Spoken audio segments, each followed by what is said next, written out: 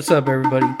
Welcome to the Ono Vault. I'm a new collector. I've collected Japanese cards when I was a kid, growing up as a teenager too, and kind of just got back into the hobby recently.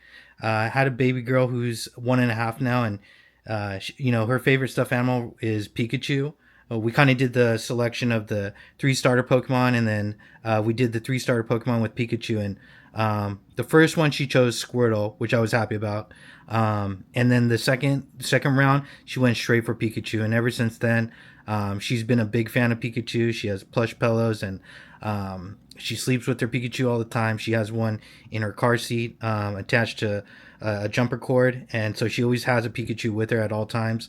And so that kind of got me motivated to get back in the hobby too, and really start looking to collect cards again, mainly English, since I grew up, owning Japanese cards. I'm Japanese American myself, and my brother and I always loved going to a shop in Torrance. It was called Wampaku, and we just loved Pokemon cards, and we wanted to buy Japanese cards when we were younger, and we just thought they looked really cool. Unfortunately, the value didn't really carry over as we got older. I do still have my old collection. I have a lot of cards still in the binder as well. But you guys can see here, if I can get the camera right, I have some Japanese cards here that I took out and put in holders, or cases, you could say. So probably in the near future, I'm looking to get these graded. We'll see. And then once I got back into the hobby, before my baby girl was born, her name's Zena, I ended up buying these through a vendor that was on eBay. And then I actually bought these through their website because it saved money on fees and shipping for me.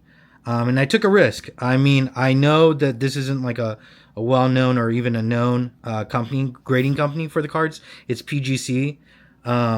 But, I was trying to base it based on the pictures and what I saw in the cards, and hoping that, one day I could break these and regrade them. So, I mean, it was a financial risk, but hopefully in the end it'll pay off. Even if I could get 8s or 9s back, it would be pretty cool to see. So, but either way, I mean, these are really cool cards to have. I initially purchased this one, the Lugia First Edition, one of my favorite Pokemon. And I also bought this card as well. So these two I bought, and then I ended up buying like a mystery box from them, and it included this Lugia, Blastoise, and Charizard.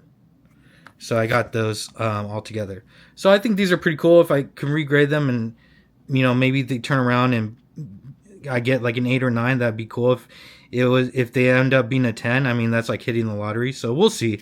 But that was kind of what started, you could say, the addiction or passion to get back into Pokemon for me. And then I recently went to a card show. I think it was the regional. Luckily, I'm in Orange County, so there's a lot of local shows nearby. And I ended up picking up these from a vendor. Let's see. I'll start with these. So I got these initially from one vendor. And I believe I paid... Let me check. I paid $800, so I kind of did a bundle deal. I'm definitely a bundle type of guy where I try and get a better value by bundling up my cards.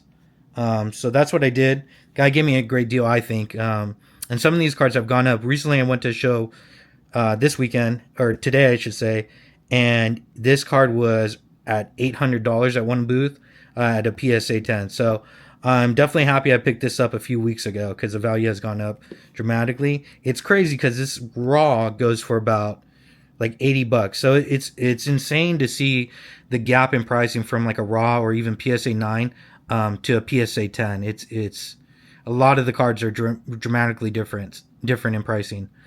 So sometimes I guess you could say it's worth taking a risk to try and grade it yourself, but I'm no expert and I'm still trying to learn.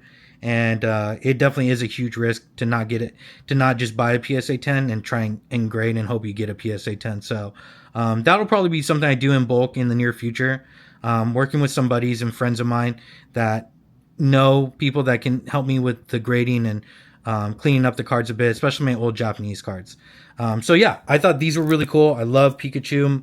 My daughter loves Pikachu. So this will be a cool collection to share with her as she gets older. And kind of starting off. And then, you have these Japanese promos, which I'm really into as well. So, yeah, really cool cards. The next vendor, I only bought from 2 vendors at the regional show. I got these 2. It's 2019 Pokemon Japan Shibuya Pikachu, which is really cool. I like that one. And then I have the Giratina V-Star card. And this one has gone up a lot in value too. So I was really happy to pick this one up at a great price. So I picked those 3 Pikachus up at 800, and then these 2 I got for 1,000 cash. Everything I usually try and pay cash. So yeah, so that's my first show, and I thought it was a great event. People are really cool. It was great talking to the vendors and kind of learning more about Pokemon, and hoping to just grow my collection and learn more.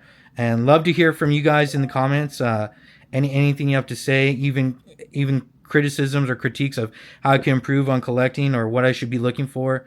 I'm kind of in the collection right now to collect mainly personal collection, but I've realized too that I need to also look for cards that I'm willing to let go and resell and hopefully buy it in the market early.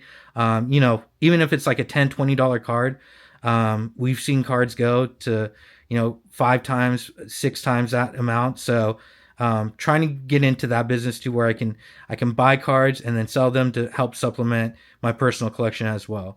So yeah, thanks for tuning in and watching, guys, and looking forward to hearing from you and having you tag along on this journey. Thanks.